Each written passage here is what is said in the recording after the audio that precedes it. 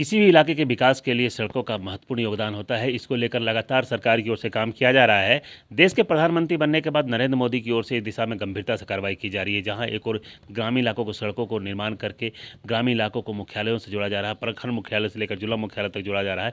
वहीं राष्ट्रीय उच्च मार्ग है, जो नेशनल हाईवे है, उसको भी बेहतर करने की कवायद की जा रही है। इसी के तहत जो NHI है, उसके माध्यम से जो पुरानी राष्ट्रीय उच्च मार्ग है, उनके चौड़ीकरण का कार्य किया जा रहा है। जो सड़कें पतली थी, उनको 4 लेन और 6 लेन में तब्दील किया जा रहा है। और अगर बात करें गुमला की, गुमला का जिला काफ़ी महत्वपूर्ण जिला है। ये झारखंड को 2 राज्यों को सीमावर्ती इलाके के रूप में माना जाता है। ये राज्य छत्तीसगढ़ के साथ ही उड़ीसा जुड़ा हुआ है। और गुमला जिला से 2 राष्ट्रीय उच्च मार्ग, एक NH 143 और एक NH 43 गुजरती है, जिसके कारण इस जिले का काफ़ी महत्वपूर्ण होता है, योगदान होता है विकास कार्यों को रफ्तार देने में। और गुमला जिला का जो मुख्य सड़क है, जो रांची से गुमला होते हुए महाराष्ट्र और मुंबई की ओर जाती है, उस सड़क के चौड़ीकरण का कार्य तीव्र गति से चल रहा है।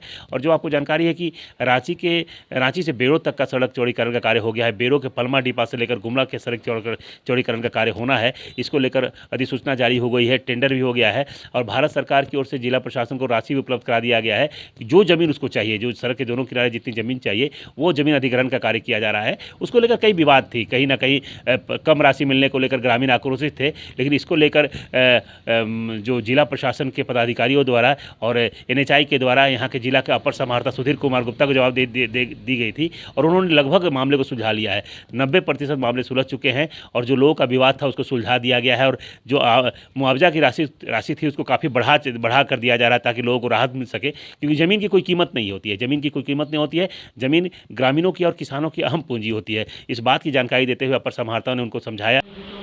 किसी को 20,000, उसमें और जोड़ दीजिए 1,000-2,000 रुपया जो इंटरेस्ट है, वो सब जोड़ दीजिए। वो सबको हम काउंट नहीं करते हैं, वो सब तो अपना कैलकुलेशन करते हैं। लेकिन जो रेट हम तय कर रहे हैं वो मैक्सिमम, इससे ज़्यादा का गुंजाइश हमको नहीं बन पा रहा। जो आपको अभी मिल रहा है उसका भी हम लगभग समझिए कि 3.5 गुना चलेगा। 8382 रुपया मैक्सिमम जो भड़गांव का रेट है हमारा कॉमर्शियल, वो अधिक से अधिक सब गाँव पे हम लागू कर सकते। ऐसा जगह में गढ़े एरिया भर में जनरल जमीन जाते हैं, तो डाड़ा सड़क के भी हम जमीन लेना चाहेंगे, उस स्थिति में ले नहीं पाएंगे। कुछ 200 साल पहले से लोग आदिवासी जमीन में रह के रहा था घर बना के, तो लोग क्या झेला इसको आज हम लोग देख रहे हैं। घर भी गया, जमीन भी गया, इसी रोड में भी आ गया।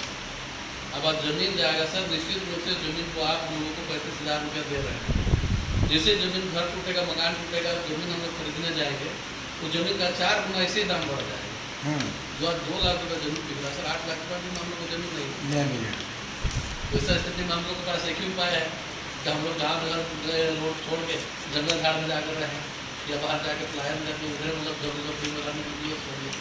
और हालांकि इस दौरान लोगों ने कई तरह के विवाद की बात रखी। बहुत लोगों ने कहा कि उनकी ज़मीन चली जाएगी तो उनकी जीविका प्रभावित हो जाएगी। बहुतों ने कहा कि उनकी ज़मीन चली जाएगी तो कहाँ जाकर रहेंगे। तो उन लोगों ने भी अपनी बात को रखा है, लेकिन अपर समाहर्ता के माध्यम से लगातार मामलों को सुलझाने की कोशिश की जा रही है और लगभग 90% मामले को सुलझा लिया गया है। तो अब स्पष्ट कहा जा सकता है कि पलमा डिपा से लेकर गुमला तक के सड़क चौड़ीकरण का कार्य जल्द पूरा हो जाएगा, जिससे लोगों को लाभ मिलेगा। सड़क चौड़ीकरण होने से इस इलाके में विकास की गति बढ़ेगी, चूँकि वाहनों का जो परिचालन होगा वो रफ्तार गति से हो पाएगा। जो सड़क जाम की स्थिति बनती थी वो नहीं हो पाएगी और निश्चित रूप से सड़कों का विकास अगर तेजी से होगा तो गुमला जैसे आदिवासी इलाके का विकास भी होगा। तो निश्चित रूप से कहा जा सकता है कि अपर समाहर्ता की पहल के कारण ग्रामीणों का जो विवाद है वो पूरी तरह से सुलझता नजर आ रहा है। ग्रामीणों ने अपनी जो बात रखी उसको कहीं ना कहीं समझा बुझा कर उनको तैयार किया गया और लगभग अब सभी लोग तैयार है कि जमीन वो देंगे ताकि सड़क निर्माण का कार्य हो सके। तो ऐसे में स्पष्ट कहा जा सकता है जल्द ही गुमला से लेकर रांची तक का जो सड़क है वो कहीं ना कहीं 6 लेन और 4 लेन की जो तस्वीर होगी वो देखने को मिलेगी और वो सड़कों की खूबसूरती भी बढ़ेगी, सड़क का चौड़ीकरण बढ़ेगा, जिसके कारण उस सड़क पर चलना न केवल बहुत सुगम और कहीं ना कहीं सुरक्षित भी हो पाएगा। द न्यूज़ पोस्ट के लिए गुमला से सुशील कुमार सिंह।